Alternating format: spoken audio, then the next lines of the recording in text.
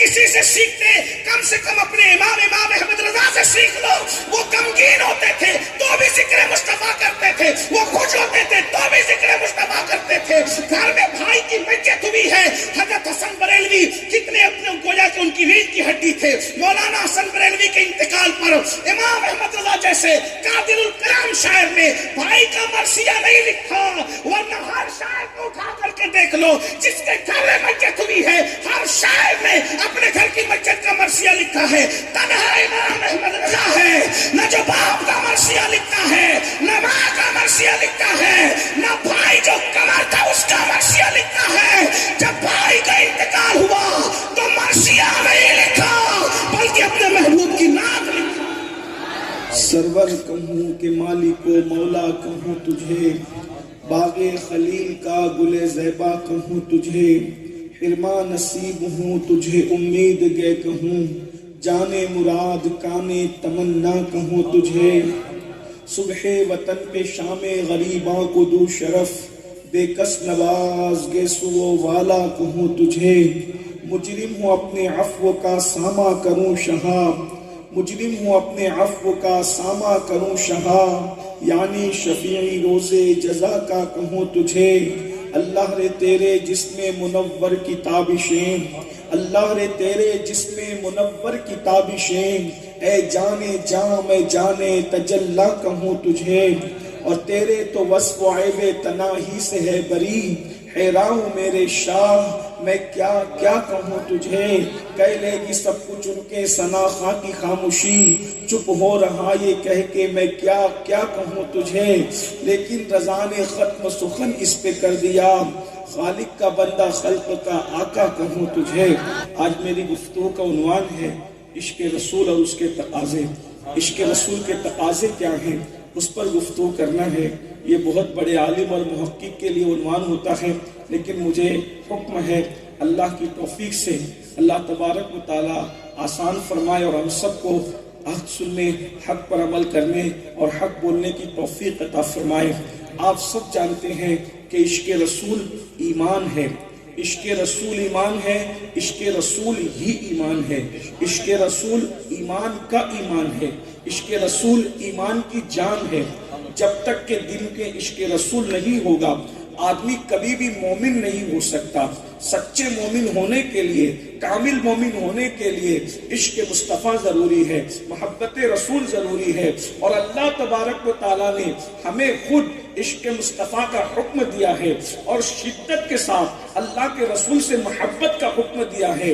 بلکہ خود رسول اللہ نے فرمایا, بخاری شریف کی کتاب الایمان کی روایت ہے, اللہ کے رسول صلی اللہ علیہ وآلہ وسلم فرماتے ہیں, لا یؤمن احدکم حتی اکون احب الیہ من والدہ وولدہ والناس اجمعین, کہ تم میں کا کوئی اس وقت تک کامل مومن نہیں ہو سکتا, مکمل مومن نہیں ہو سکتا جب تک کہ اپنے نبی کے لیے اس کے دل میں محبت, اپنے ماں باپ سے زیادہ, ماں باپ سے زیادہ یہ صرف گزرنے کی بات نہیں ہے سن کر اور بول کر, اپنے ماں باپ سے زیادہ جب تک کہ تمہارے دل میں نبی کی محبت نہ ہو, نبی سے عشق نہ ہو. اور صرف ماں باپ نہیں, اس لیے کہ ماں باپ کی محبت بھی انسان کے دل میں کم ہوتی ہے.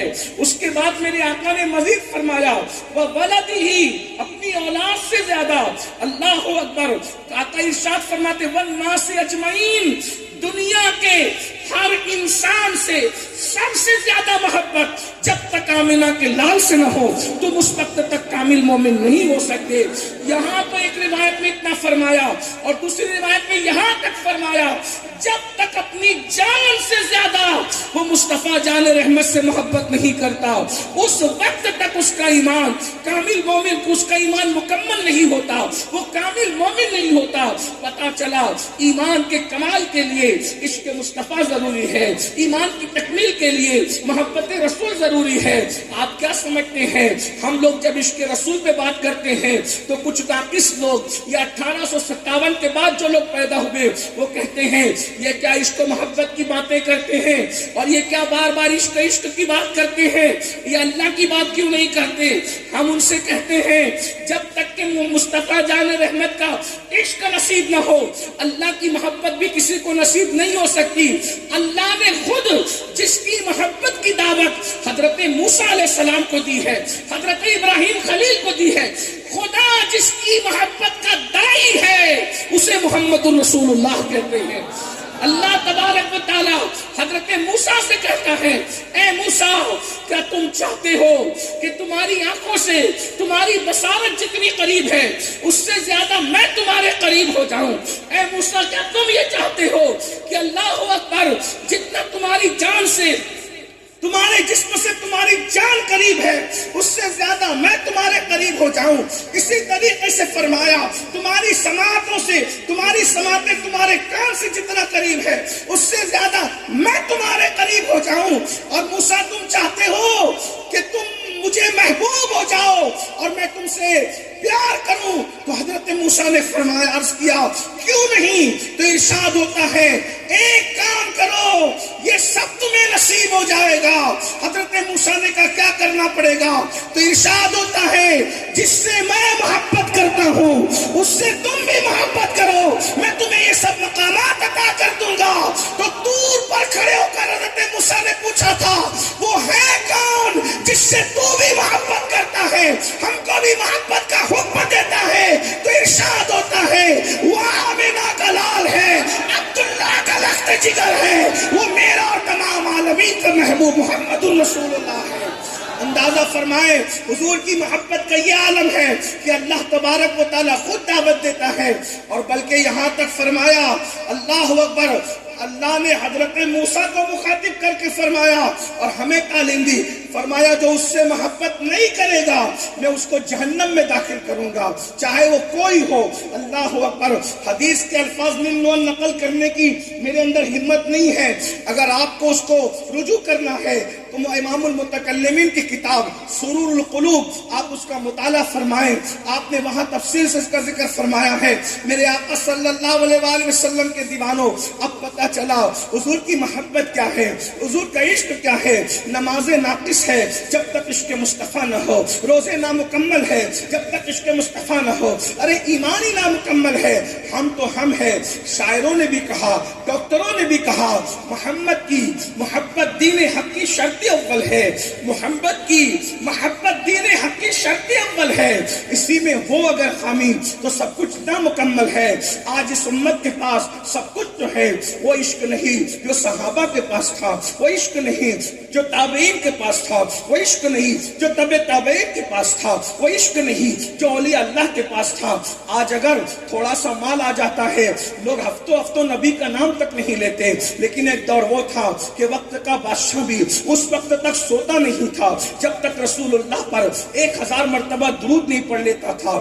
آپ نے محمود غزنوی کا نام سنا ہوگا، محمود کے انتقال کے برسوں بعد جب ان کی قبر کھلی ہے تو کفن بھی میلا نہیں ہوا تھا۔ لوگوں کو حیرت ہوئی کہ بادشاہ کا کفن جو ہے مرنے کے بعد کئی برس بیت گئے میلا نہیں ہوا۔ میرے بھائیوں، یہاں تو آپ سمجھتے ہیں کہ آدمی تھوڑا سا بیت المال پر یعنی اگر جو ہے اس کو اختیارات مل جائے تو آدمی مسجد مدرسے کا پیسہ کھا جاتا ہے نا۔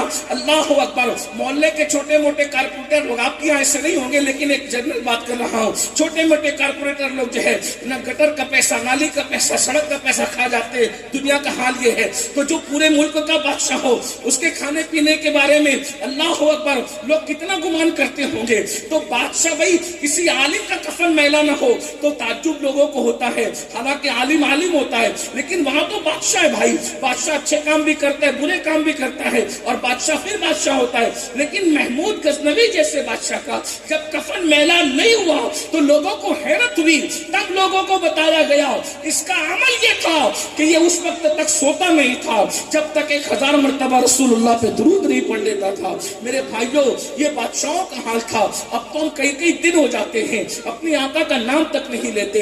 تو یاد رکھیے عشق مصطفیٰ بہت ضروری ہے، مگر ہم عشق رسول کا دعویٰ کرتے ہیں۔ عشق کے کچھ تقاضے ہیں۔ کیا تقاضے ہیں؟ اب میں اس کے وہ آپ کے سامنے پہلو رکھنا چاہتا ہوں۔ سب سے پہلا عشق کا تقاضا یہ ہے، عشق کی نشانی یہ ہے کہ جس سے عشق ہوتا ہے، عشق تو بہت بات کی چیز ہے، بہت بڑی چیز ہے، صرف محبت ہو جائے، عشق پیچھے ہے۔ اگر محبت ہو جائے، محبت تو انسان کو جس سے محبت ہوتی ہے اس کا ذکر زیادہ کرتا ہے۔ عشق کا پہلا تقاضا ہے کہ ہمیشہ محبوب کا ذکر کیا جائے۔ محبوب کا ذکر ہمیشہ کیا جائے. اب میں آپ سے پوچھتا ہوں, یہاں جتنے بیٹھے ہیں سب کہتے ہیں ہم عاشق رسول ہیں. اللہ کرے ہم عاشق رسول ہوں اور ہو جائیں, اللہ کرے ہو جائیں. لیکن آپ سے پوچھتا ہوں, پہلے ہی تقاضے میں ذرا اپنے آپ کو چیک کیجئے, ہم کتنی مرتبہ آقا کا ذکر کرتے ہیں, کیسے ذکر کرتے ہیں. بلکہ بڑی معذرت کے ساتھ ہمیں تو حضور کے بارے میں کچھ پتہ ہی نہیں ہے. جس کے بارے میں معلوم ہی نہ ہو تو اس کا ذکر کیا کرے. یاد رکھیے, ذرا کچھ سیکھ لیجئے. اور میں کہتا ہوں, اگر کچھ نہ بھی حضور کے بارے میں آئے تو درود شریف تو پڑھ ہی سکتے ہیں. حضور علیہ السلام کا ذکر درود شریف میں آتا ہے تو آقا کا نام لیا کرو, درود پڑھا کرو. کم سے کم 313 بار پڑھ لیا کرو, 500 مرتبہ پڑھ لیا کرو صلی اللہ علیہ وآلہ وسلم. یہ درود مختصر درود ہے. اگر 500 مرتبہ پڑھو گے تو صرف 10 منٹ لگے گا, 1000 بار پڑھو گے تو 20 منٹ لگیں گے. اور درود شریف پڑھنے کی برکت آپ کو بتا دیں, فرمایا میرے آقا صلی اللہ علیہ وآلہ وسلم نے کہ جو 1000 مرتبہ درود پڑھے گا مرنے سے پہلے وہ مصطفیٰ جان رحمت کا دیدار کرے گا. جو 1000 مرتبہ درود پڑھے گا, اللہ اکبر, اس کو مرنے سے پہلے جنت میں اس کا ٹھکانہ دکھایا جائے گا. جب تک جنت میں اس کا ٹھکانہ اس کو نہیں دکھا دیا جاتا اس وقت تک اس کو موت نہیں آئے گی. تو حضور کا ذکر کثرت سے کرو, یہ عشق کا تقاضا ہے. اور بھی حضور کا تذکرہ یعنی حضور کی صفات بیان کرو. ہم جہاں بیٹھتے ہیں کبھی کسی دوست کی غیبت کرنے لگ گئے, کبھی کسی ساتھی کی غیبت کرنے لگ گئے, کبھی کسی تاجر کی. میں کہتا ہوں لوگ اتنے اہم کیسے ہو گئے ہیں کہ ہم لوگوں کا ذکر لے کر بیٹھتے. بتائیے تو صحیح, زید, عمر, بکر, علا, فلاں, ہم جہاں بیٹھتے ہیں ان کا ذکر کرتے ہیں, ان کی برائیاں کرتے ہیں, ان کے بارے میں باتیں کرتے ہیں. نہیں میرے بھائی, اگر باتیں ہی کرنا ہے تو اللہ کے رسول کے بارے میں کیجئے, حضور کے بارے میں کیجئے. آئیے میں آپ کے سامنے, چونکہ عشق کا تقاضا محبوب کا ذکر ہے اور وہ بھی کثرت سے ذکر ہے, حضور کا اتنا ذکر کرو, اتنا ذکر کرو کہ لوگ ہمیں پاگل سمجھنے لگے کہ اس کو تو کچھ سمجھ میں نہیں آتا محبوب کے سوا. اور ایک بات بتاؤں, حضور کا ذکر کرو گے تو بہتوں کے ذکر سے محفوظ ہو جاؤ گے. یہ نام کوئی کام بگڑنے نہیں دیتا, بگڑی بھی بنا دیتا ہے سب نام محمد. کوئی سننے والا نہ ہو تو اپنے نبی کو درود پڑھ پڑھ کے سناؤ, کوئی سننے والا ہو تو اس کے دل میں بھی عشق کی آگ لگا دو. میں یہاں ایک ذکر کرتا ہوں, چلیے آپ کو بتاؤں, میرے آقا ہیں ہی ایسے کہ اگر ان کی زندگی کا ایک وصف ہی بیان کرتے رہو تو وصف بیان کرتے کرتے پوری زندگی گزر جائے گی, لیکن میرے سرکار کا ایک وصف بھی پورا نہیں ہوگا. اندازہ فرمائے, میں ابھی اوصاف کی بات نہیں کر رہا ہوں, صرف ایک وصف کی بات کر رہا ہوں. میرے پیارے آقا صلی اللہ علیہ وآلہ وسلم کے پیارے دیوانوں, ذرا توجہ فرمائے. اب میں اپنے آقا کا ذکر کرنے لگا ہوں, پھر آگے مزید تقاضے آپ کے سامنے رکھوں گا. دیکھو دنیا میں کوئی بھی دوائی ہو, کوئی دوائی لے لو, کوئی بھی دوائی ہو, اللہ اکبر, دوائی جس میں کام آتی ہے اسی میں کام آتی ہے. مثال کے طور پر کوئی دوائی اگر نقصان پہنچانے کے کام آئے گی وہ دوائی کبھی نفع نہیں پہنچائے گی. آپ اس کو سمجھتے ہیں اچھی طرح سے. اسی طرح آپ کسی بھی دوائی سے 1 یا 2 کام لے سکتے ہیں, لیکن کوئی دوائی آپ نے ایسی دیکھی جس سے آپ سارے کام لے سکیں. یہ تو میں نے دوائی کا تذکرہ کر دیا, لیکن آئیے اب میں اپنے آقا کا ذکر کروں تاکہ آپ کو صرف اندازہ ہو جائے. ابھی تو مزید بہت سی چیزیں باقی ہوگی. میں نے کہا نا ایک وصف کی بات, زندگی ختم ہوگی لیکن وصف کا حق ادا نہیں ہو سکے گا. اللہ اکبر. لعاب سمجھتے ہیں, لعاب تھوک کو کہتے ہیں, تھوک کو لعاب کہتے ہیں. اللہ اکبر. اللہ کے رسول مصطفیٰ کریم رؤوف الرحیم صلی اللہ علیہ وآلہ وسلم کے لعاب دہن کی برکت کیا ہے. صرف حضور کے لعاب دہن کی بات کر رہا ہوں. اللہ, مصطفیٰ جان رحمت صلی اللہ علیہ وآلہ وسلم نے غصے سے ابن خلف پر تھوک دیا. اللہ کے رسول نے غصے سے جو ہے وہ جنگ بدر کے اندر ابن خلف پہ تھوک دیا. وہ پورے جو ہے وہ اللہ اکبر وہ میدان کے اندر اچلتا کودتا پھر رہا تھا. ایک نیزہ چبویا اور اس پہ تھوکا ہے تو وہ کہتا تھا مجھے قتل کر دیا, قتل کر دیا. تو ابو جہل کہتا تھا او نامرد جو ہے تو یہ کیا چلاتے پھر رہا ہے, ایک نیزہ چبویا تو اس پہ تھوکا ہے, تو یہ کیا کر رہا ہے. تو اس نے کہا ظالم, تو مجھے نامرد ہونے کا تانا دیتا ہے, اگر تجھ پہ تھوکتے تو تجھے پتا چلتا کہ وہ تھوک کس کا ہے, وہ محمد الرسول اللہ کا تھوک ہے. اللہ اکبر. اندازہ تو فرما فرمائے, ذرا غور تو کریں. اللہ اللہ, یہ مصطفیٰ جان رحمت کا تھوک ہے, لعاب مبارک ہے. اگر جلال میں آ کے کسی کے منہ پہ ڈال دی تو اس کا منہ جلے یا وہ قتل تک ہو جائے. اور اللہ کے رسول علیہ السلام کا یہی لعاب مبارک ہے. اگر مدینہ منورہ کے بچے, ننھے ننھے بچے جن کی ماں عاشورہ کے دن روزہ رکھتی ہے اور عرض کرتی یا رسول اللہ ہم نے آج عاشورہ کا روزہ رکھا ہے, بچوں کو بھوک لگے گی, بچوں کو پیاس لگے گی, ہم تو روزہ رکھ چکی ہیں, بچوں کو دودھ کیسے پلائیں گی؟ تو میرے آقا علیہ السلام اپنا لعاب نکال کر ان ننھے بچوں کے منہ میں ڈال دیتے ہیں. تو صبح کو ننھے بچوں کے منہ میں لعاب ڈال دیا جاتا ہے, شام تک بچوں کو نہ بھوک لگتی ہے نہ پیاس لگتی ہے. یہ لعاب مصطفیٰ کی برکت ہے, یہ لعاب دہن کی برکت ہے. اسی پر بس نہیں, اللہ اکبر, مصطفیٰ جان رحمت اپنا لعاب مبارک کسی سوکھے کنویں میں ڈال دے تو وہ کنویں میں پانی بھر جائے, کسی خالی کنویں میں ڈال دے تو خالی کنواں میٹھا ہو جائے. اسی طرح سے حضرت سیدنا قتادہ رضی اللہ تعالیٰ عنہ, ان کی آنکھ کا ڈھیلا جنگ کے اندر باہر آ گیا. قتادہ اپنے ہاتھ میں ڈھیلا لے کر آتے ہیں, عرض کرتے یا رسول اللہ کسی ظالم نے تیر مارا, یہ آنکھ کا ڈھیلا باہر آ گیا. رسول اللہ نے لعاب لیا, ان کی آنکھ پہ رکھا اور ڈھیلا رکھ کر کے ہاتھ پھیر دیا. حضرت قتادہ کہتے خدا کی قسم پہلے جتنی روشن تھی اس سے زیادہ یہ آنکھ میری روشن ہو گئی.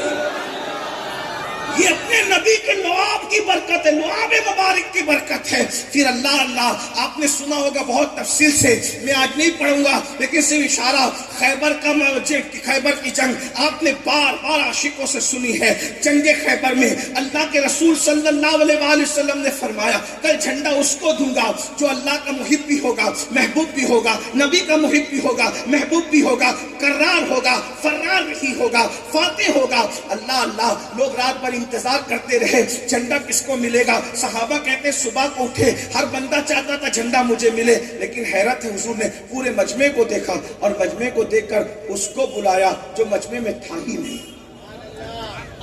توجہ تو فرمائے, مجمع میں جو نہیں ہے اس کو فرمایا این علی, علی کہاں ہے؟ صحابہ نے اس کے حضور بیمار ہیں, بیمار ہیں. ہم بیمار رہا سن کر کے آدمی کی ذمہ داری بدل دیتی. جیسے اللہ نہ کرے اگر آج میں بیمار ہو جاتا تو آپ کہتے ٹھیک ہے سید بیمار ہیں, ساتھی پیسے تقریر کرائیں, بیمار ہے تو پھر کیا کام دوسرے کو دینے. ہمارے کام اپنی مرضی سے تقسیم ہوتے ہیں, نبی کے کام اللہ کی مرضی سے. وما ينطق عن الهوى ان هو الا وحی. حضور نے علی کہاں ہے؟ حضور وہ بیمار ہے. کیا ہوا؟ بیماری بھی ایسی, چل بھی نہیں سکتی. کون سی بیماری؟ بہادر سے بہادر آدمی گھر بیٹھتا ہے اس بیماری میں. کون سی بیماری؟ آنکھ آئی ہے. جب آنکھ آتی ہے تو اتنی کھبکتی ہے, تکلیف ہوتی ہے, آنکھ بند رہتی, کھلتی نہیں. جب کھلے گی تو آدمی چلے گا کیسے؟ گھر میں بیٹھا رہے گا. معمولی بیماری لگتی ہے لیکن ہے بڑی لذیذ بیماری. یہ بہت لذیذ بیماری ہے, مزیدار بیماری. حضور فرماتے ہیں آنکھ آنے کو برا نہ کہو, کیونکہ جب آ کر جاتی ہے تو روشنی بڑھا کر جاتی ہے. سبحان اللہ. کچھ بیماریاں ایسی ہیں جو لے کر نہیں بلکہ دے کر جاتی, اس میں آنکھ آنا. اور کیوں نہ ہو, جب علی کے پاس آنکھ آتی ہے, میرے مولا کے پاس, پھر بات ہی کیا ہے. بہرحال مولا مشکل کشا کرم اللہ تعالیٰ وجہ الکریم فاتح خیبر کو پکارا کہ لوگوں نے کہا بیمار ہے, آنکھ آئی. کہا بلاؤ. مولا تشریف لائے. آنے کے بعد میرے سرکار نے, میں علی کیا ہوا؟ اس کی حضور آنکھ آئی ہے. سرکار نے کیا کیا؟ لعاب نکالا, لعاب نکال کر آنکھوں میں پہنا دیا. مولا کہتے ہیں اس وقت فوراً آنکھ اچھی ہو گئی اور پھر اس کے بعد پوری زندگی مجھے کبھی آنکھ میں تکلیف نہیں ہوئی. یہ حضور علیہ السلام کے لعاب کی برکت ہے. اندازہ فرمائے. اور پھر واقعہ اس کا بھی اس پہ ہی پیش نہیں کروں گا ورنہ اس پہ ہی بہت بات لمبی جائے گی کہ اللہ کے رسول علیہ الصلوۃ والتسلیم جو ہے وہ خندق کے موقع پہ خندق کھود رہے. آپ نے اس کو بھی سنا ہوگا بار بار, میں اس کو ذکر نہیں کرتا, اشارے دے کر آگے بڑھ رہا ہوں کہ سرکار خندق کھود رہے. اس کا مطلب مسلمانوں کو سمجھنا چاہیے اس دین کو ہمارے گھر تک پہنچانے. ہم بہت اچھلتے کودتے نا کہ ہمارے ممبئی میں رمضان شریف بہت شان سے منایا جاتا. 5 وقت کی اذان گونجتی ہے پورے ممبئی میں. ممبئی میں نہیں, دیہاتوں میں بھی گونجتی ہے. اس اذان کے گونج کے پیچھے رسول اللہ کی خندق کھودنے کی محنت تک شامل. اتنی آسانی کے ساتھ یہ دین نہیں پہنچا. اس دین کے لیے اللہ کے رسول نے, میرے بھائی, اگر کوئی بندہ کونسلر بن جاتا ہے نا تو بھی وہ خندق نہیں کھودتا. 8 سال کوئی عالم کورس بھی کر لیتا ہے تو وہ خندق نہیں کھودتا. جس کے 4-6 مرید بھی ہو جاتے تو وہ خندق نہیں کھودتا. بلکہ لوگ تو حالت یہ ہے کہ 4 ماننے والے ہو جائیں تو اپنے جوتے اپنے ہاتھ سے اٹھا کے نہیں پہنتا، لیکن رسول اللہ کو اس دین سے محبت کتنی تھی کہ اللہ کے محبوب ہونے کے باوجود بھی میرے آقا نے اپنے ہاتھ سے خندق کھودی. اور خندق بھی کیا، جتنی خندق کی زمین کھودنے کے لیے صحابہ کو دی تھی اس سے زیادہ اللہ کے رسول نے ڈبل اپنے لیے رکھی تھی خندق کھودنے. یہ مسلمانوں کو احساس کرنا. اگر مسلمان اپنے نبی کے بارے میں جان لے کبھی زنا کے اڈے پہ نہ جائے، مسلمان کبھی نبی کے بارے میں ان کی محنتوں کے بارے میں جان لے کبھی جوئے کے اڈے پہ نہ جائے، اس کو احساس رہے گا کہ اس دین کو میرے گھر تک پہنچانے کے لیے میرے نبی نے خندق کھودی. صرف خندق نہیں کھودی، اگر میں ان اوراق کو الٹنے لگوں گا تو وقت اسی میں پورا ہو جائے گا اور عشق رسول کے تقاضوں پر میں پوری گفتگو نہیں کر سکوں گا. لیکن میں یہاں درد دل کے ساتھ یہ بات کہنا چاہتا ہوں، جب کبھی زنا کے اڈوں پر جانے کو دل چاہے تو یہ سوچنا کہ نبی نے پیٹ پہ پتھر باندھ کر، اور ایک پتھر نہیں، رسول اللہ نے 2 پتھر باندھ کر اپنے پیٹ پر خندق کھودی ہے. جتنی خندق صحابہ کو دی تھی کھودنے کے لیے اس سے ڈبل خندق اللہ کے رسول نے کھودی. آج ہم مسجد کا کام کراتے ہیں تو بڑے لوگ چندہ دینے والے کرسی لگا کے بیٹھے ہوتے ہیں، مزدور کام کر رہے ہوتے ہیں، لیکن وار مصطفیٰ جان رحمت تمہاری قیادت کو سلام یا رسول اللہ. میرے آقا، میرے ماں باپ آپ پہ قربان، میری نسلیں آپ پہ قربان. اگر آپ کرسی لگا کر بیٹھ جاتے تو بھی صحابہ کام کرتے، مگر میرے سرکار نے اللہ کے دین کے لیے اللہ اکبر خندق کھودی، وہ بھی پیٹ بھر کے نہیں. اللہ کے رسول کے پیٹ پہ 2 پتھر بندے. 2 پتھر. یہ پیٹ پہ پتھر کیوں بنتے تھے پتہ ہے؟ پیٹ پہ پتھر اس لیے بنتے تھے کہ مسلسل کئی دن تک جب کھانا نہیں ملتا تھا تو کمر جو ہے وہ لپانے لگتی تھی، یعنی کمر اپنی جگہ پہ رہ نہیں سکتی تھی. تو کمر کو اپنی جگہ ٹکنے کے لیے اور ٹیکنے کے لیے لوگ ایک پتھر باندھ لیا کرتے تھے کہ کمر کو سہارا دے سکے. اور پھر 2 پتھر کب بنتے ہوں گے ذرا اندازہ لگائے. اللہ کے سچے رسول صادق و مصدوق تمہارے اور میرے آقا خندق کھود رہے ہیں. ایک صحابی بھوک سے بےتاب ہو کر مصطفیٰ جان رحمت کی بارگاہ میں آتے ہیں، اور آنے کے بعد اللہ کے رسول کی بارگاہ میں زبان سے بھوک کی شکایت کرنے کی بجائے رسول اللہ کے سامنے اپنے پیٹ سے کرتا ہٹا کر اپنا پیٹ حضور کو دکھاتے ہیں. تو اللہ کے رسول دیکھتے ہیں کہ صحابی رسول کے پیٹ پر ایک پتھر بندھا ہوا ہے. میرے آقا ان کو زبان سے جواب دینے کی بجائے انہی کے انداز میں ان کو جواب دیتے ہیں کہ صحابی کے پیٹ پر ایک پتھر بندھا ہوا تھا، اور رسول اللہ نے انہی کے لہجے میں بغیر زبان کے اپنے پیٹ سے کپڑا ہٹا کر ان کو جواب دیا. تو پیروں کے نیچے سے زمین کھسک گئی کہ صحابہ کے، وہ بھی چند صحابہ کے پیٹ پر ایک پتھر تھا، اور جو مصطفیٰ جان رحمت کونین کے مالک اللہ کے پیارے حبیب ان کے پیٹ پہ 2 پتھر بندے ہوئے. اور حضور خندق کو ڈبل خندق جتنی صحابہ کو دی اس سے. یہ منظر سیدنا جابر نے دیکھا، بے چین، اور بے چین ہوئے پھر حضور کو دعوت دے. وہ تفصیل میں اس کی طرف نہیں جاتا. المختصر یہ کہ جب دعوت دی ہے تو اللہ کے رسول صلی اللہ علیہ وآلہ وسلم نے پورے لشکر کو کہا کہ تم سب کی دعوت جابر کے گھر ہے.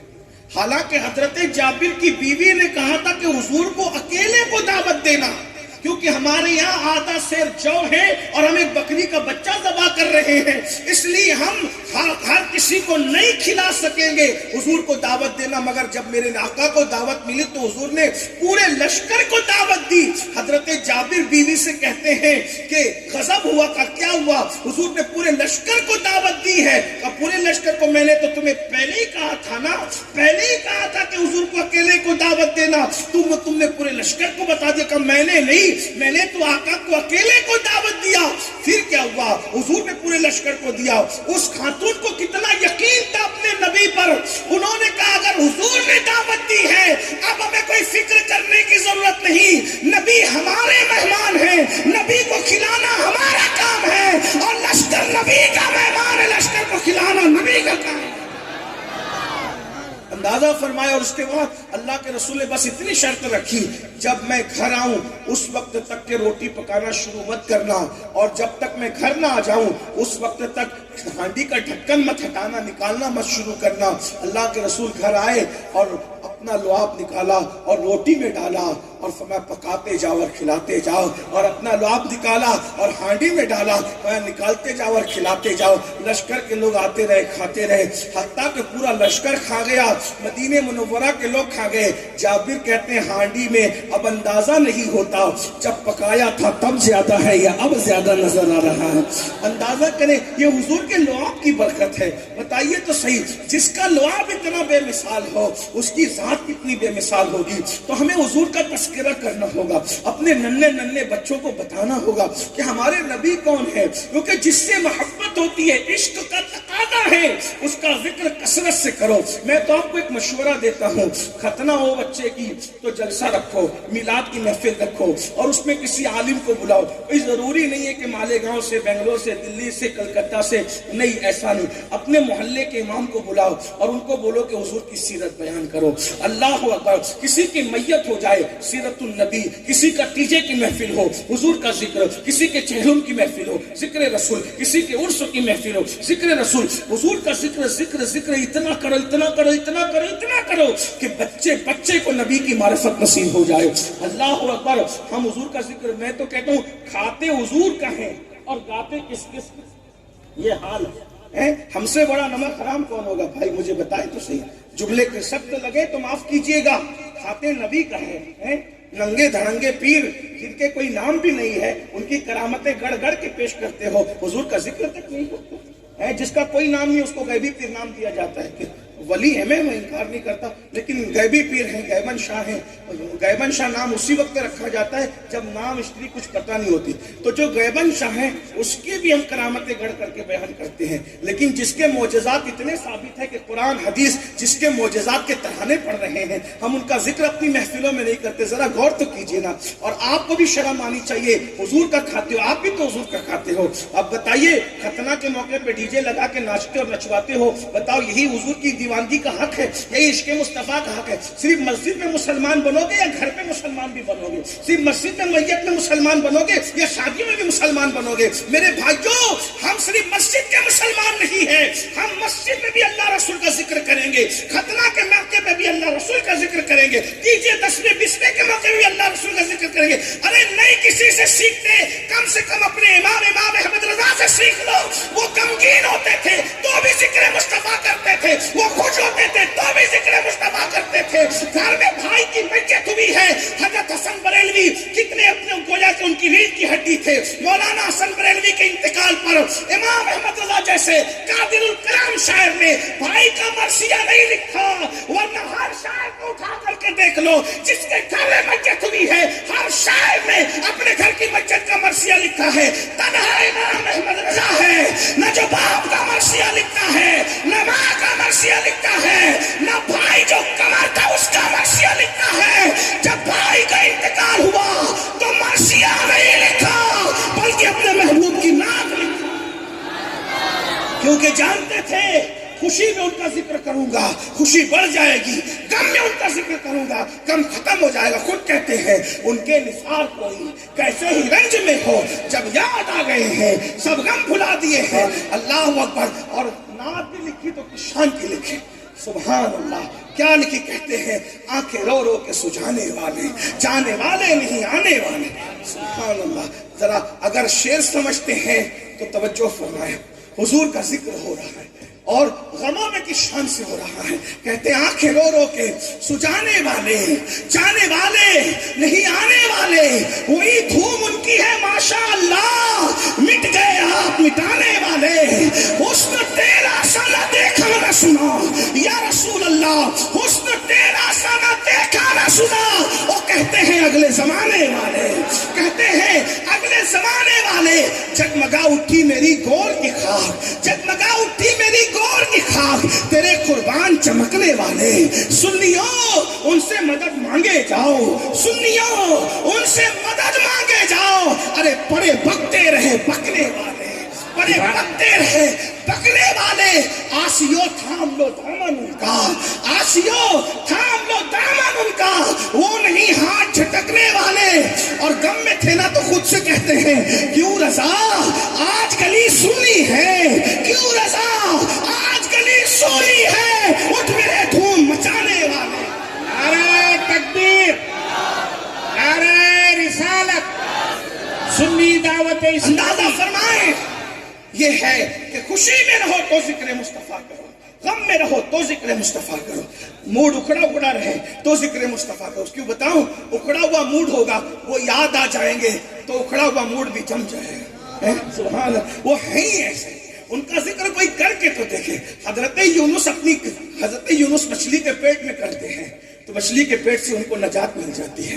حضرت نوح کشتی میں کرتے ہیں، کشتی کو کنارہ مل جاتا ہے۔ حضرت خلیل آگ میں کرتے ہیں، آگ گلزار بن جاتی ہے۔ حضرت اسماعیل چھری کے نیچے کرتے ہیں، ان کو چھری سے نجات مل جاتی ہے۔ میرے بھائی ان کا ذکر تو کر کے دیکھو، اللہ اکبر۔ ان کا ذکر وحشتوں میں سکون ہے، ان کا ذکر غموں میں خوشی ہے، ان کا ذکر خوشیوں کو چار چاند لگانے والا ہے، ان کا ذکر قسمت کو بدلنے والا ہے، ان کا ذکر اللہ اکبر انسان کو بلکہ مردوں میں جان پیدا کرنے والا ہے، ان کا ذکر بے اولادوں کے لیے اولاد ملنے کا سبب ہے، ان کا ذکر بے روزگاروں کو روزی ملنے کا سبب ہے۔ کوئی ان کا ذکر تو کر کے دیکھے۔ یہ نام کوئی کام بگڑنے نہیں دیتا، بگڑے بھی بنا دیتا ہے۔ سب نام محمد آنکھوں کا تارا، نام محمد دل کا اجالا، نام محمد صلی اللہ کا صحرا سجا کر طولہ بنایا، نام محمد پڑتی درودے دورے گی ہوڑے راشا جو لے گا، نام محمد آنکھوں میں آ کے رنگت رچا کے دل میں سما جا، نام محمد پوچھے گا مولا لایا ہے کیا کیا،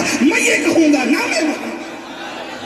حضور کا ذکر کثرت سے کر، یہ عشق کی نشانی۔ اور آپ دیکھیں سیدنا ابو ہریرہ حضور کے وصال کے بعد مدینہ منورہ کی سرحد پہ جا کے بیٹھ جائے، روز ان کا کام ہی تھا ابو ہریرہ، سبحان اللہ، کیا کام تھا ابو ہریرہ۔ حضور جب تک ظاہری حیات میں رہے حضور کے قدموں میں بیٹھتے تھے، اور حضور کا وصال ہو گیا حضرت ابو ہریرہ مدینہ منورہ کی سرحد پہ جا کے بیٹھتے تھے۔ جب قافلہ آتا تھا وہ پوچھتے تھے کس لیے آئے ہو، اور لوگ کہتے حضور کی مزار اقدس پہ حاضری کے لیے، زیارت کے لیے حضور کی بارگاہ۔ اس کا مطلب یہ ہے کہ حضور کی مزار کی زیارت کا سلسلہ جس دن حضور کا وصال ہوا اسی دن سے جاری ہے۔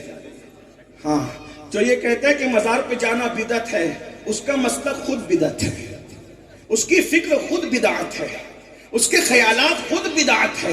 ورنہ اللہ کے رسول علیہ السلام، اور میں تو مزار پر جانے کی اور حضور کے مزار کو مزار کہہ کے سمجھانے کی کوشش کر رہا ہوں، ورنہ صحابہ نے کبھی نہیں کہا کہ ہم مزار پہ جا رہے ہیں۔ توجہ، صحابہ نے کبھی نہیں کہا کہ ہم حضور کی مزار پہ، نہ، صحابہ کہتے ہیں ہم حضور کی زیارت کے لیے جا رہے ہیں، کیونکہ میرے آقا کے فرمان پر ان کو اتنا یقین اور بھروسہ تھا کہ صحابہ کے آقا نے ارشاد فرمایا جس نے بعد وصال میرے مزار پہ حاضری دی وہ ایسا ہی ہے جیسے جس نے ظاہری حیات میں مجھ سے ملاقات کی ہے۔ اسی لیے اللہ توفیق دیتے ایک بار زندگی میں ضرور چلے جا، سرکار کی بارگاہ میں ضرور، ابھی سے نیت کر لو ایک بار میں ضرور جاؤں۔ اور کچھ لوگ کہتے ہیں حضرت پیسہ نہیں، ایک جھوٹ ہے، پیسے والے جاتے ہیں، غلط ہے، بالکل غلط ہے۔ کس نے کہا پیسے والے جاتے ہیں؟ نہ، جسے حضور بلاتے ہیں وہ جاتے ہیں، جسے چاہا در پہ بلا لیا، جسے چاہا اپنا بنا لیا۔ یہ بڑے کرم کے ہیں فیصلے، یہ بڑے نصیب کی بات ہے۔ جو جن کو بلاتے وہی جاتا ہے، ورنہ ایسے کوئی نہیں جاتا۔ اور بلانے کا بہترین ذریعہ درود شریف، ان کا ذکر کرو، کثرت سے درود شریف پڑھو، بار بار بلانا آئے گا، بار بار بلانا۔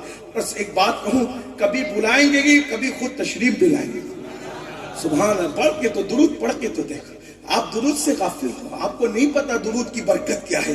جس دن درود کی لذت لگ گئی، اس کی برکت نصیب ہو گئی، آپ کبھی درود نہیں چھوڑو۔ حضرت ابی بن کعب نے کہا تھا کہ میں فرائض اور واجبات کے علاوہ جتنا ٹائم بچے گا میں درود کے لیے وقف کر دوں گا۔ میرے آقا نے فرمایا اگر تم ایسا کر دو گے تو اللہ تمہاری دنیا کو بھی آباد کر دے گا، تمہاری آخرت کو بھی آباد کر دے گا، اللہ تمہارے غموں کو دور کر دے گا، تمہاری حاجتوں کو پوری فرمائے گا۔ اندازہ فرمائے، یہاں بات درود شریف کی آ گئی ہے تو مجھے ایک واقعہ یاد آ گیا ہے۔ درود پڑھا کرو، اس میں حضور کا ذکر بھی ایک کثرت سے، اللہ کے نبی کا ذکر بھی ایک کثرت سے. کہتے ہیں کہ جو ہے وہ گجرات کی سرزمین پر ایک سنگ تراش، پتھر کو تراشنے والا سنگ تراش رہتا تھا. دیکھو حضور درود پڑھنے والوں کو کیسے بلاتے ہیں، آقا عاشقوں کو کیسے بلاتے ہیں. یاد رکھنا آقا جن کو نہیں بلاتے، آپ ہی کے بمبئی میں ہوں گے، ہمارے مالیگاؤں میں بھی، اور بھی میں نے کہیں دیکھا ہے، کروڑوں پتی، اربوں پتی، خربوں پتی لوگ ہیں، ابھی تک ایک بار بھی ان کو حاضری کی توفیق نہیں ہوئی. کیوں؟ پریشان ہے. کہتے ہیں بہت سوچتے ہیں لیکن نہیں جاتے. کیوں؟ کہ بے حکم کب مجال پرندے کو پر کی ہے.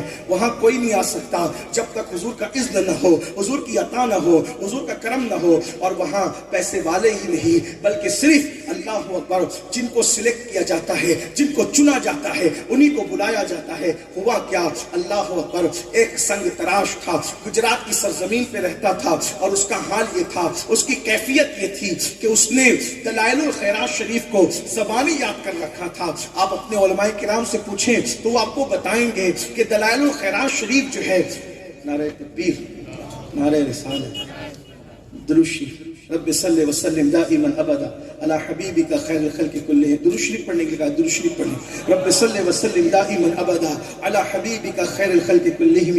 صلاۃ و سلام علیک یا سیدی یا جد الحسن والحسین وعلی آلک واصحابک یا سیدی یا جد الغوث الثقلین. ذرا غور کریں، آپ اکثر جلسے میں کبھی سوچتے ہیں ارے یار اتنا بڑا جلسہ ہے، اتنا بڑا جلسہ ہے، اس جلسے میں میرے نام کا ذکر ہو جائے تو مزہ آ جائے. کبھی کبھی آدمی سوچتا ہے میرا نام آ جائے اتنے بڑے جلسے میں. آپ بتائیں جب درود آپ پڑھتے ہو نا، درود، تو گنبد خضرا میں فرشتہ جا کے کہتا ہے یا رسول اللہ فلاں ابن فلاں نے آج آپ پہ درود پڑھا ہے.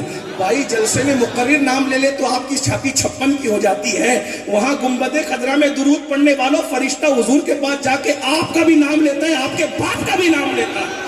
ذرا غور تو فرمائیے نا. اور درود شریف 500 مرتبہ پڑھے تو 500 بار گنبد خضرا میں آپ کا اور آپ کے ابا کا ذکر ہو رہا ہے.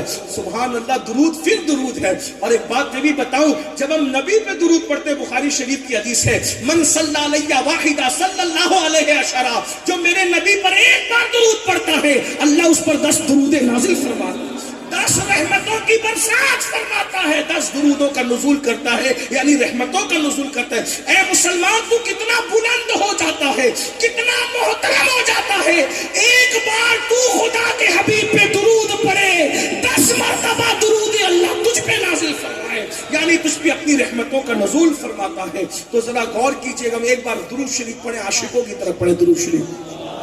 اللہ رب محمد صلی اللہ علیہ وسلم، نحن عباد محمد صلی اللہ علیہ وسلم وعلی ذوی وآلہ ابد الدہور وکرما. صلاۃ و سلام علیک یا سیدی یا جد الحسن والحسین. تو ایک بار حضور کی بارگاہ میں ضرور جانا، کیونکہ آپ کوئی عبادت کر لیں آپ کو ثواب ملے گا، لیکن حضور کی بارگاہ میں جاؤ گے تو شفاعت کی خیرات ملے گی. من زار قبری وجبت لہ شفاعتی. تو حضور پہ درود پڑھو، جلدی بلاوا آئے گا. اور اس پر میں آپ کے سامنے عرض کر رہا تھا کیا کہ روایتوں میں آتا ہے کہ بہت پرانی بات نہیں، چند صدیوں پرانی بات ہے کہ ایک سنگ تراش تھا، گجرات میں رہتا تھا، اور اس کی عادت تھی کہ سنگ تراش، پتھر تراشنے سے پہلے وہ دلائل الخیرات شریف کا ایک باب پڑھتا تھا. جو دلائل الخیرات شریف ہے، بعض صوفیہ نے اس کو 7 حصے کیے، بعض نے اس کے 8 حصے کیے. ہر دن پیر منگل بدھ ایسے الگ الگ وہ ہیں.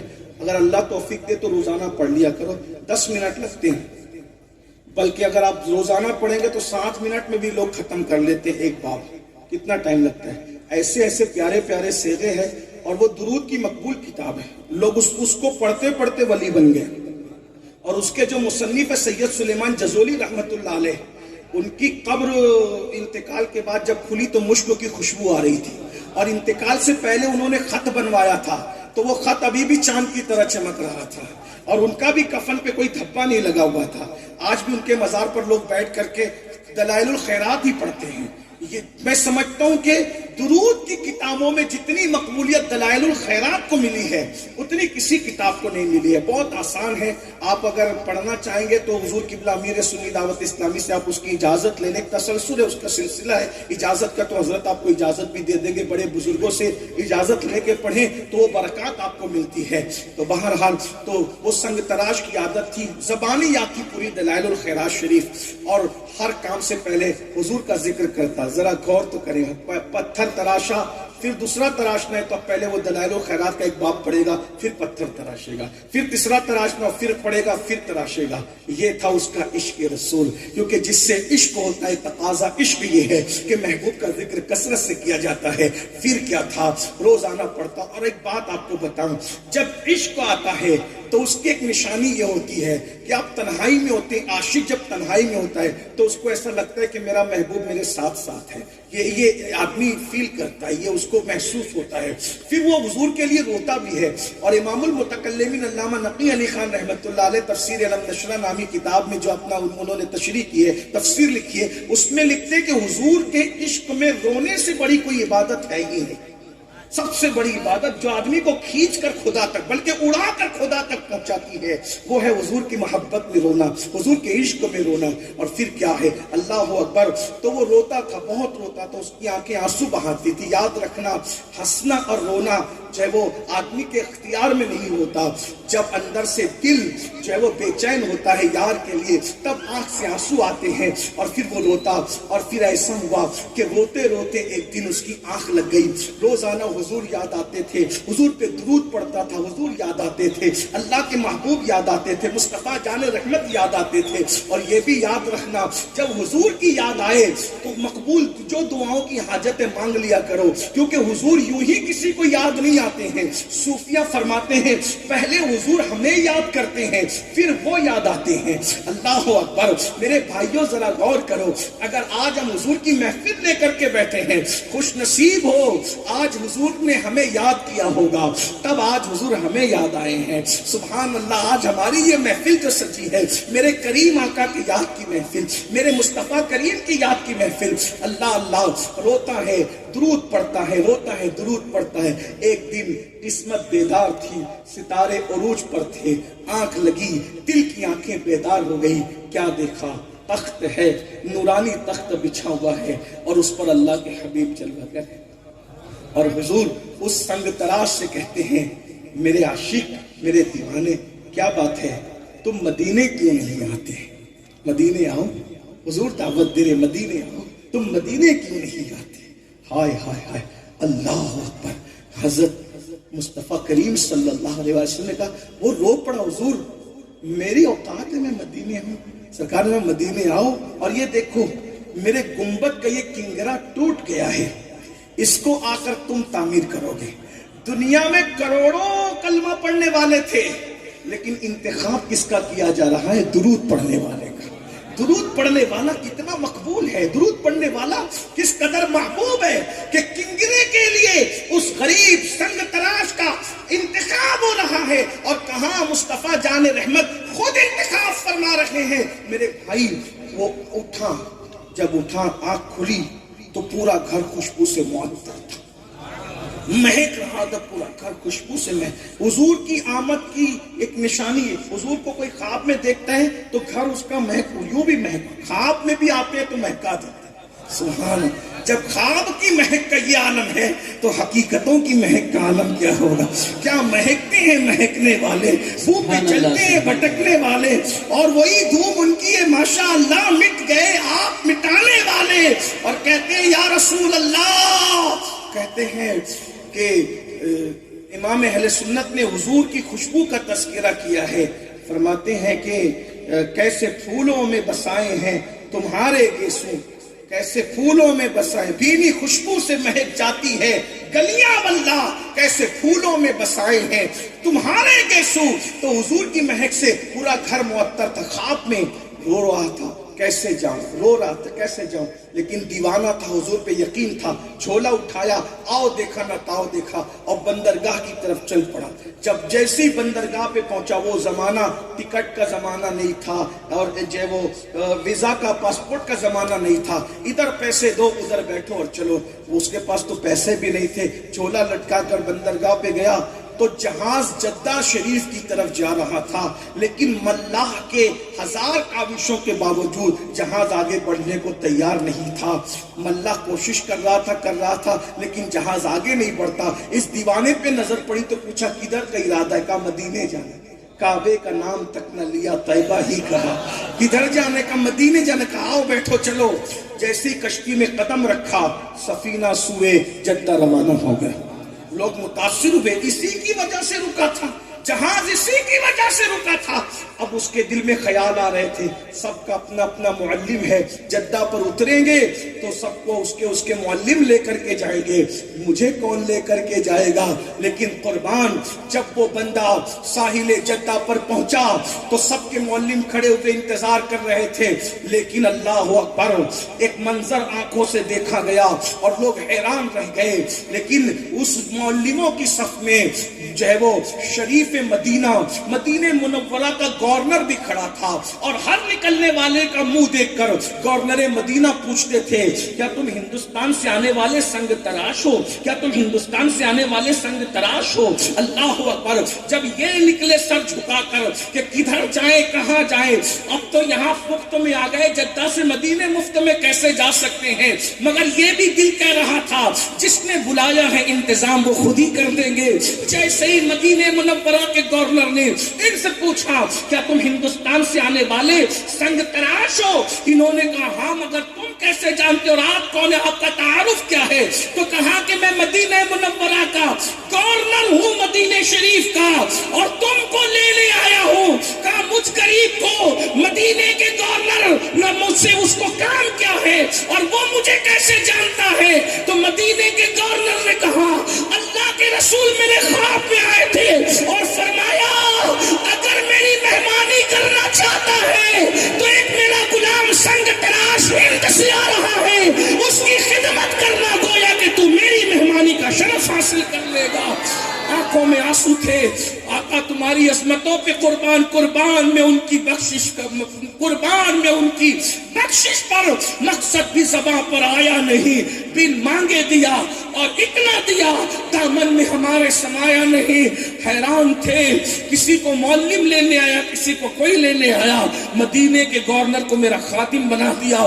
وہاں پہنچے، پہنچنے کے بعد غسل کیا، بہت کہا کھا لو پی لو سو جاؤ، نہیں کچھ نہیں، جس مقصد کے لیے آئے ہیں وہ مقصد پورا کریں گے۔ کہا کیا آپ کو نہیں پتا، اللہ کے رسول نے فرمایا کہ جو ہے وہ میرے کنگرے کو تعمیر کرنا، وہ ٹوٹ گیا، میں کنگرہ تعمیر کر رہا ہوں۔ مدینہ گورنر نے کہا ہاں، انتظام کیا گیا، کمر میں رسی باندھی گئی، اور اللہ اکبر، ہزاروں کتب اور ابدال جس گنبد خضرا کو ادب کی وجہ سے آنکھ اٹھا کر دیکھنے کی ہمت نہیں کرتے، اس گنبد خضرا کے قریب اس کو چڑھنے کا شرف حاصل ہوا، اور وہ دیوانہ چڑھا، اور چڑھنے کے بعد کنگرے کو تعمیر کیا، اور تعمیر کرنے کے بعد لوگ انتظار کر رہے تھے۔ حضور نے جس کو اپنا دیوانہ اور عاشق کہا ہے، وہ جیسے کنگرہ تعمیر کرے گا تو ہم اس کو نیچے بلا کر اس کی خدمت کریں گے، میزبانی کریں گے، مہمانی کا حق ادا کریں گے۔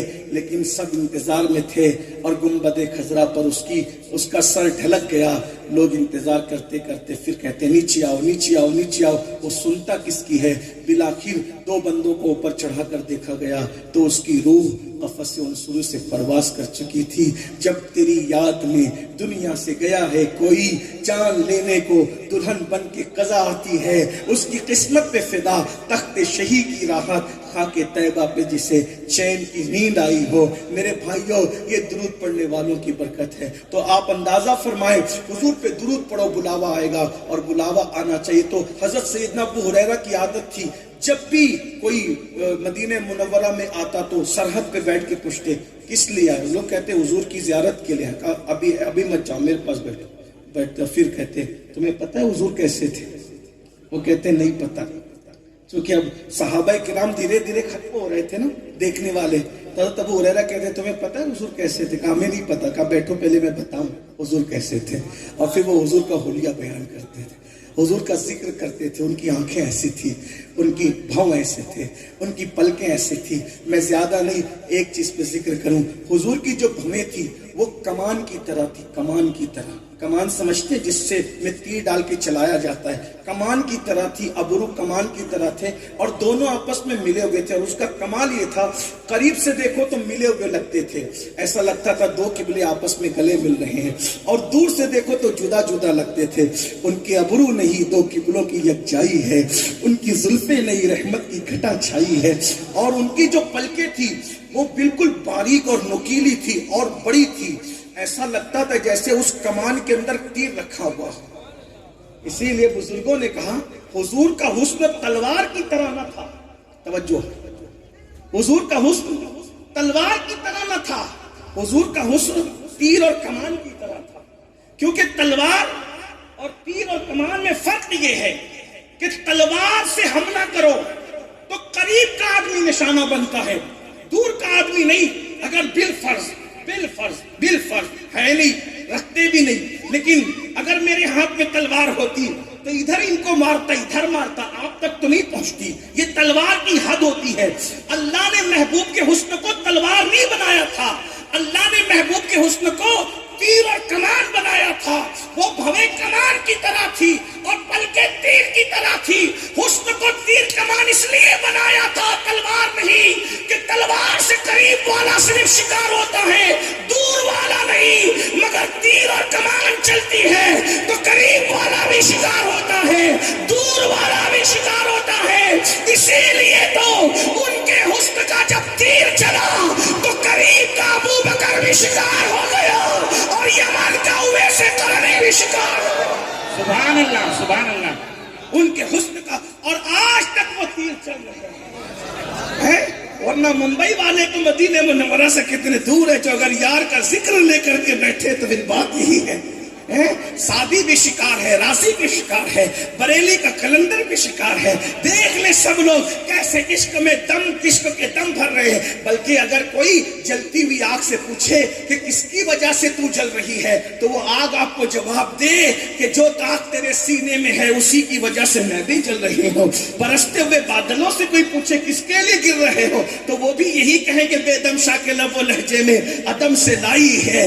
ہستی میں آرزوئے رسول کہاں کہاں لیے پھرتی ہے، جستجوئے رسول بلائے لوں تیری اے جذب شوق صلی اللہ کہ دامن دل کھچ رہا ہے. سوئے رسول بلائے لوں تیری اے جذب شوق صلی اللہ کہ آج دامن دل کھچ رہا ہے. سوئے رسول عجب تماشا ہو میدان حشر میں بے دم، عجب تماشا ہو میدان حشر میں بے دم کہ سب ہو پیش خدا اور میں روبروئے رسول. تو عشق رسول کا پہلا تقاضا یہ ہے کہ محبوب کا ذکر کثرت سے کیا جائے. حضور کی سیرت پڑھو. مجھے اردو زبان میں جو کتاب سیرت پہ لکھی گئی ہے، مجھے ان زبان اردو کی، یہ میری اپنی رائے ہے، اس سے آپ اختلاف بھی کر سکتے ہیں، مجھے سب سے زیادہ جو کتاب سے عشق ہوا ہے اردو زبان کی، اس کتاب کا نام ہے سرور القلوب فی ذکر المحبوب. یہ کتاب ایک بار آپ پڑھ کے دیکھیں، چند سو صفحات پر ہے. اور اس کا لکھنے والا کون ہے پتہ ہے؟ امام احمد رضا کے استاد، امام احمد رضا کے ابا جان، امام المتکلمین علامہ نقی علی خان رحمۃ اللہ. ایک بار اس کو پڑھ کر دیکھیے، اتنے خوبصورت جملے اس میں ہیں. اور ان کا خاص طرز ہے، عشق کی بات کرتے پھر اصلاح کی بات کرتے، عشق کی بات کرتے پھر اصلاح کی بات کرتے ہیں. آپ کو حیران رہ جائیں گے. بلکہ میں اس کتاب کو پڑھ کر اس نتیجے پہ پہنچا کہ وہ امام احمد رضا کے بھی باپ تھے. اس نتیجے پہ پہنچا. اردو ادب دیکھیں، تحریر کا اسلوب دیکھیں، ایسا لگتا ہے جیسے موتیوں کی لڑی پروتے جا رہے ہیں. ایک بار اس کو پڑھ کے دیکھیں، زیادہ نہیں ہے، بہت مختصر سی کتاب ہے. سرور نام یاد رکھیں، سرور القلوب، اتنا بھی نام یاد رکھیں گے، نیٹ پر آپ کو مل جائے گی. ایک بار اس کتاب کو پڑھنے، عشق کی آگ دل میں نہ لگ جائے تو پھر کہیے گا. تو پہلا کام ہے عشق کا تقاضا، محبوب کا ذکر. نمبر 2، محبوب جس سے محبت کرتا ہے اس سے بھی محبت کرنا، یہ دوسرا تقاضا عشق. اور محبوب جس سے نفرت کرتا ہے اس سے نفرت کرنا، یہ عشق کا تقاضا ہے. اب یہاں میں اس پہ بہت لمبی تو نہیں کر سکوں گا. اب ذرا چیک کرو حضور کس کس سے محبت کرتا ہے. اگر آپ کو پتا ہوگا تو آپ جانتے ہیں کہ ایک محفل میں ایک شخص نے کہا کہ مجھے کدو نہیں پسند تھا، تو ایک فقیر نے تلوار نکالا کہا اگر تجھے کدو نہیں پسند تھا میں تجھے مار ڈالوں گا. کہا کیوں؟ کہا کہ یہ سبزی میرے محبوب کو پسند تھی, تجھے پسند کیوں نہیں؟ غور فرمائیں. اب بتائیں اگر کدو سے پیار ہو جائے تو فقہا کدو ناپسند کرنے والے پہ تلوار نکالیں. تو جو صحابہ اور اہل بیت رسول اللہ کو اتنے پیارے ہیں کہ صدیق و فاروق کو اپنے مزار میں لے کر لیٹے ہیں, ان کے بارے میں بھی لوگوں کے منہ اترتے ہیں. یہ کون سا عشق رسول ہے؟ جس سیدہ فاطمہ الزہرا کو کہا کہ فاطمہ میرے جگر کا ٹکڑا ہے, اور جس علی کو کہا انت منی و انا من ہو, کہ تو مجھ سے میں تجھ سے ہوں, ان کے بارے میں بھی لوگوں کے منہ اترتے ہیں. آپ بتائیں نا, صحابہ اور اہل بیت سے حضور پیار کریں اور عشق کے جھوٹے دعوے داروں تمہیں بخار آئے تو پھر کیا بات؟ پھر نصیر نے کہا تھا نام آتے ہی ابو بکر و عمر کا لب پر, نام آتے ہی ابو بکر و عمر کا لب پر کیوں بگڑتا ہے, وہ پہلو میں سلائے ہوئے ہیں, وہ تو اپنے پہلو میں تھپکیاں دے کے سنائے, تجھے کیوں بخار آتا ہے؟ اور تو ہے کون؟ تجھے جمعہ کے اگر شرائط پوچھ لیے جائے تو اوقات نہیں کہ تو جمعہ کے شرائط بتا سکے, اور تو صحابہ پہ باتیں کرتا ہے. تو یزید کا بھی نام صحیح نہیں لے پاتا میرے بھائی, تو یزید کو بھی یزید کہتا ہے, پھر تو صحابہ پہ باتیں کرتا ہے. ذرا اپنی اوقات تو دیکھو, اپنی حیثیت تو. وہ کہاں صدیق اکبر جس کے بارے میں حضور فرمائے ایک مرتبہ صدیق و فاروق کا دونوں کا ہاتھ اپنے ہاتھ میں لے کے فرمایا میرے صحابہ دیکھ رہے ہو میں کس حالت میں ہوں؟ کہا حضور دیکھتے ہیں.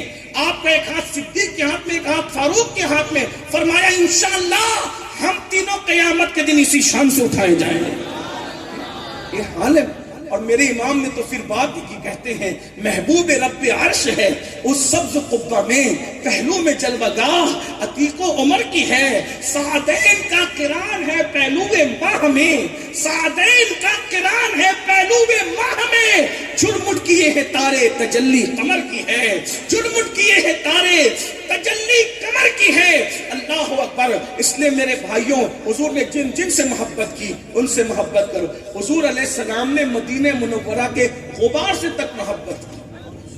ایک مرتبہ صحابہ کرام جنگ سے آ رہے تھے تو غبار حواس کے ذریعے اڑ کے آ رہا تھا, کسی نے منہ پہ ہاتھ رکھ لیا غبار سے بچنے کے لیے. تو میں مدینے کے غبار سے تم بچتے ہو, اللہ نے مدینے کے غبار میں بھی شفا رکھا ہے.